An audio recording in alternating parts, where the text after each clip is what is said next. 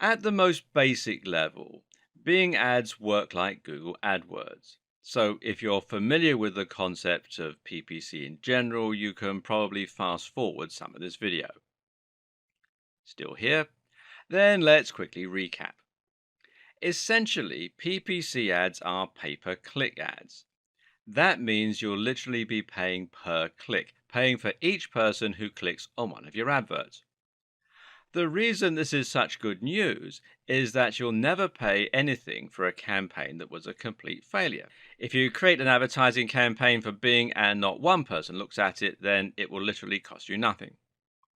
It also means you can precisely calculate the cost of each visitor to your site. Now, this is important because you can use that information to calculate how much each customer is worth and thereby start making very accurate projections about your earnings and identifying the best ways to spend your money.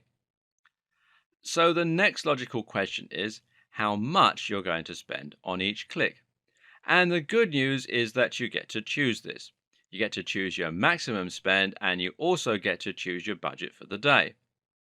First, you define your CPC or cost per click, which is going to be the maximum amount of money that you're willing to spend for each new visitor.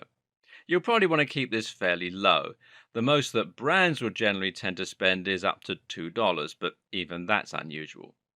Generally, though, you'll want to set this a bit lower and your average will probably come in at around 10 to 20 cents.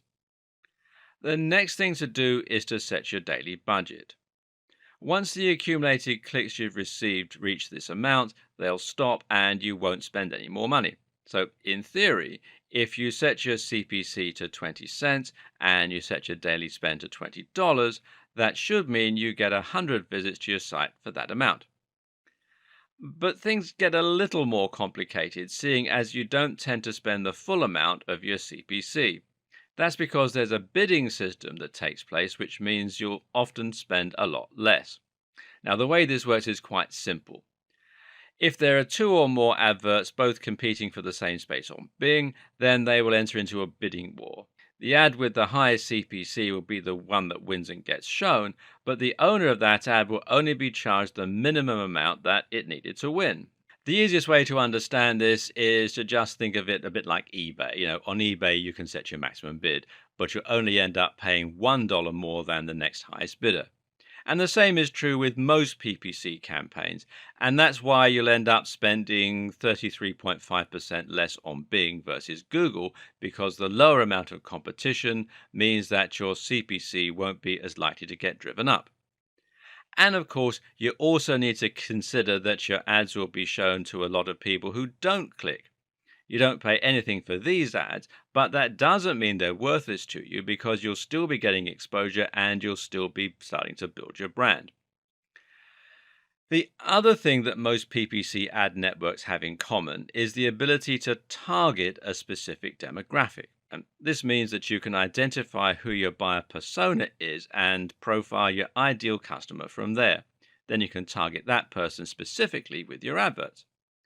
The way you do this with both Bing ads and Google AdWords is by targeting search terms. When you pay for these ads, you're literally putting your adverts on the SERPs relating to a particular search term. You do this by choosing a keyword or key phrase, which is going to be the thing that you want people to search for in order to find your site. So, for example, if you were selling a hat, your key phrase would probably be buy hat online or cheap hats, etc. This is now a targeted ad because it lets you advertise specifically to people who are looking to buy the thing you have.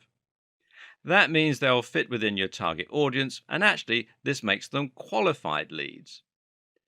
Another way this might work is by going the slightly long-term route and focusing on search terms related to interests. You might have a site where you blog about fitness, for example, and sell supplements and training clothing. In this case, your keyword might be how to lose weight or fitness articles. A good keyword is going to be one that is both popular with your specific target audience and that is not overly competitive. We'll look at this in more detail in the subsequent videos. Rounding out the holy trinity of PPC networks is Facebook ads. Facebook ads are similar to Google AdWords or Bing ads in terms of being PPC, but the difference is in where the ads are shown and how they're targeted.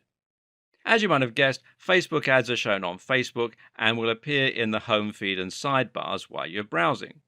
These show ads which are once again tailored to the person using Facebook. But this differs insofar as the ads are targeted based on information the user has given Facebook. Information such as their age, their sex, their marital status, their location, and even their hobbies and interests. This allows you to even more precisely target the right person, but not necessarily at the right time when they're looking for products. When someone is browsing Facebook to catch up with their friends, they're more likely to be just frustrated to see your adverts popping up. With all this in mind, Facebook ads is another useful platform to add to your campaign in conjunction with Bing and Google AdWords. Just make sure you're using the right ads for the right location.